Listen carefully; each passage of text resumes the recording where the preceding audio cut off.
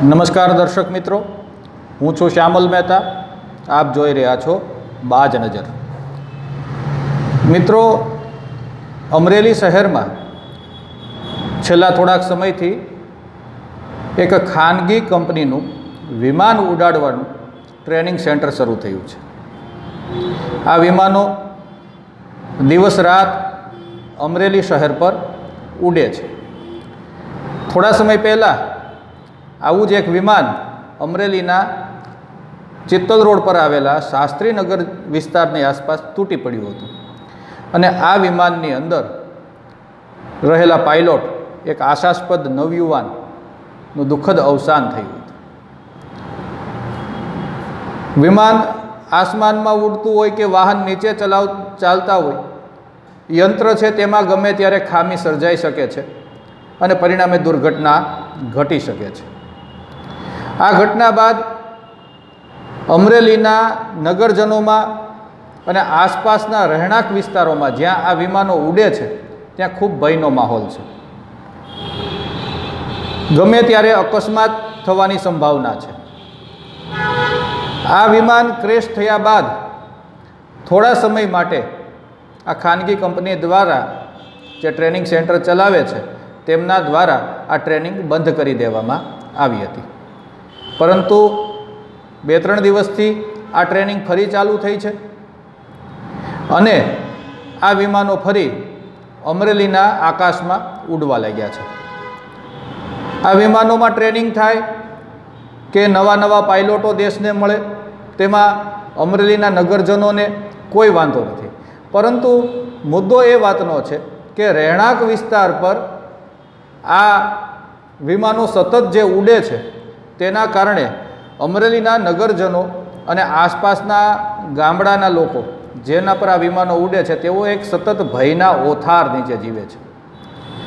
આ વિમાનો દિવસ રાત ઉડે છે, તેમના ટ્રેનિંગનો એક ભાગ હશે, પરંતુ આના કારણે અમરેલીના લોકો પર એક બિનજરૂરી જોખમ ઊભું થયું છે.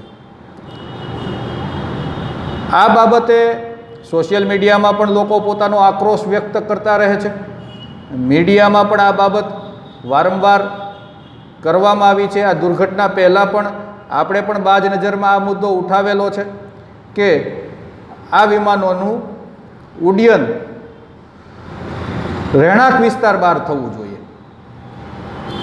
આ વિમાનો ફરી અમરેલીના આકાશમાં ઉડવા લાગતા ફરી એકવાર અમરેલીના લોકો માથે જોખમ તોળાઈ રહ્યું છે.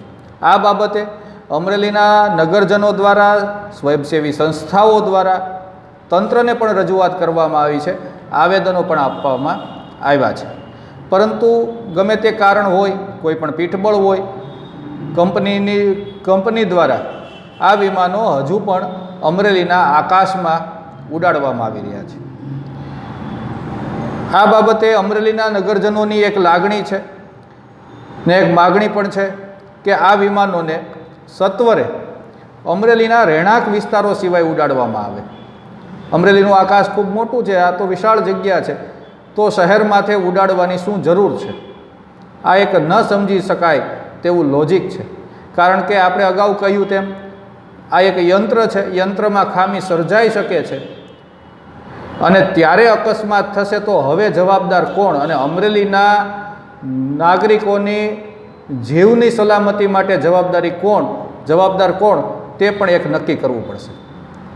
અમરેલીના વિકાસ પુરુષો પણ આ બાબતમાં ધ્યાન આપે. જે કોઈ નેતાઓ છે જેમની જવાબદારી છે તે દરેકે પણ કંઈક આ બાબતે પણ પગલાં ભરવા પડશે. કારણ કે આ બાબત લોકોના જીવ સાથે સંકળાયેલી હોય. ગમે ત્યારે અકસ્માત થાય તો અમરેલીના કોઈ નિર્દોષ નાગરિકોનો જીવ જાય તે એકદમ અનિચ્છનીય બાબત છે અને આ બાબતે તંત્ર દ્વારા સત્વરે કોઈ કાર્યવાહી કરવામાં આવે અને આ વિમાનો જે અમરેલીના આકાશ માથે ઉડી રહ્યા છે, રહેણાંક વિસ્તારો માથે ઉડી રહ્યા છે, તેને ખુલ્લા વિસ્તારોમાં કે જ્યાં કોઈ માનવ વસ્તી નથી ત્યાં ઉડાડવામાં આવે તે ખૂબ જરૂરી છે. આ બાબતે તંત્ર દ્વારા સત્વરે કોઈ કાર્યવાહી કરવામાં આવશે. કંપનીના જે ટ્રેનિંગ સેન્ટરની કંપની છે તેઓ પણ અમરેલીના લોકોની લાગણી સમજશે તેવી અપેક્ષા છે. જય હિન્દ, જય ભારત.